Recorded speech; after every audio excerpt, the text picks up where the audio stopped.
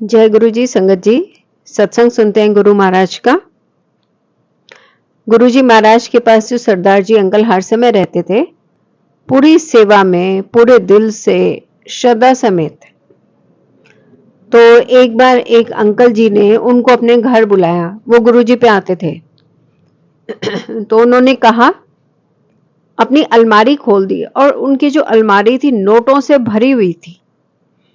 बोले जितने चाहिए उतने नोट ले जाओ, ये सारे के सारे नोट ले जाओ और गुरुजी महाराज को बोलो मेरा अस्थमा ठीक कर दे।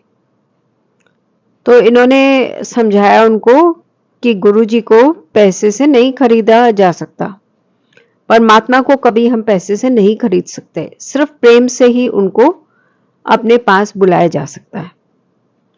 तो ये अंकल जी समझ गए, सबसे बड़ी बात है समझ गए आसानी से। उसके बाद वो जब रघुबीर अंकल जी गुरुजी के पास गए तो गुरुजी ने अपने आप बोला कि अच्छा क्या हुआ था। उन्होंने अलमारी खोल दी और बोला कि पैसे ले जाओ, जितने मर्जी ले जाओ। तो उन्होंने कहा हाँ। अब ये अंकल जी जब गुरुजी के पास अगली बार आए तो पूरे बदले हुए थे, पूरे प्रेम से, पूरी श्रद्धा से और बड़े ही दिल से उन्होंने गुरुजी के चरणों में माथा टेका। तो गुरुजी महाराज ने उनको बोला कि अपने सारे पैसे ले जाओ और डॉक्टर्स को दे दो और उनको बोलो तुम्हारा अस्थमा ठीक कर दे। तो उन अंकल जी ने बोला मैं बहुत टाइम से कोशिश कर चुका, सालों साल बीत गए, अस्थमा तो कभी ठीक होता नहीं है, तो मेरा भी अस्थमा ठीक नहीं हुआ। तो गुरुजी महाराज ने उनकी श्रद्धा, उनका प्रेम देखते हुए उन्हें बैठने के लिए बोला। तो वहां बैठे। फिर गुरुजी ने बड़े ही प्रेम से उनको एक चाय प्रसाद दिया। चाय प्रसाद उन अंकल ने पिया और वो पीने के बाद उनका अस्थमा हमेशा के लिए जाता रहा। गुरुजी ने कहा कल्याण कर देता। तो जो बीमारी जन्मजात से होती है या अदरवाइज होती है और ठीक हो ही नहीं सकती, साइंस ने भी प्रूव कर दिया है, उस बीमारी तक को गुरुजी महाराज ठीक कर देते हैं। होता क्या है बीमारी? बीमारी होती है हमारे कर्म, जो इस रूप में हमारे सामने आते हैं। और गुरुजी महाराज जब कर्मों को माफ कर देते हैं तो बीमारी ने तो जाना ही है। तो गुरुजी महाराज ने उनका अस्थमा बिल्कुल ठीक कर दिया। एक अन्य अवसर पर यह है रोटी प्रसाद की महिमा, लंगर प्रसाद की महिमा, चाय प्रसाद की महिमा, जिसके लिए कि कहा जाता है कि कभी भी आधा नहीं छोड़ना चाहिए। जिन लोगों ने कभी कभी आधा छोड़ा है उन लोगों की बीमारी पूरी तरह न जाके और कुछ ही गई है। जैसे किसी का कैंसर था, किसी का मुंह टेढ़ा था, तो उन्होंने चाय प्रसाद आधे में छोड़ दिया, तो उनका आधा चाय प्रसाद जो रह गया, तो एक साइड का मुंह उनका ठीक हो गया, एक साइड का रह गया। तो ये एक हमें यहाँ पे बात याद आती है। एक बार गुरुजी महाराज स्वयं लंगर प्रसाद का वितरण कर रहे थे।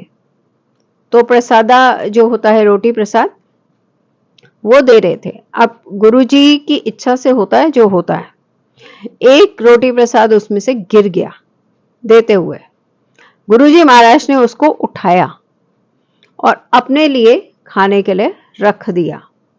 मतलब एक तरह से संगत को एक सीख मिली कि अगर प्रसाद कहीं भी हम ग्रहण कर रहे हैं, किसी सत्संग में या किसी भी मंदिर में या बड़े मंदिर में, तो कभी भी वो अगर गिर जाता है तो ये ना सोचें कि अब ये गिरा है तो कैसे खाएंगे।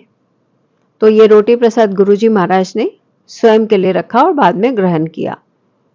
तो ये महिमा है, क्योंकि यही तो चीजें हैं, लंगर प्रसाद, जल प्रसाद, चाय प्रसाद, जो हमें किसी को फाइनेंशियल प्रॉब्लम खत्म कर रही होती है और किसी का जो है हेल्थ ठीक हो रही होती है, किसी को और कोई ब्लेसिंग चाहिए वो ब्लेसिंग मिल रही होती है, हर प्रकार की तकलीफों की दवाई। लेकिन कई बार ऐसा भी होता था कि एक ही प्रॉब्लम को लेके लोग आते थे गुरुजी महाराज के पास, लेकिन गुरुजी महाराज ने उन सभी लोगों को, मान लीजिए एक प्रॉब्लम लेके 5 लोग आए हैं, तो पांचों को अलग तरीके से गुरुजी ने ट्रीट किया।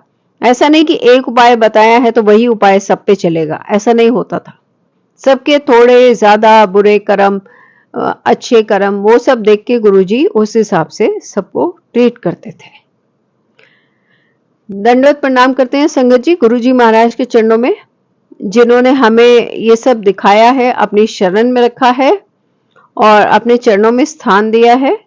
और जितना भी शुक्राना गुरुजी महाराज का करें उतना कम है।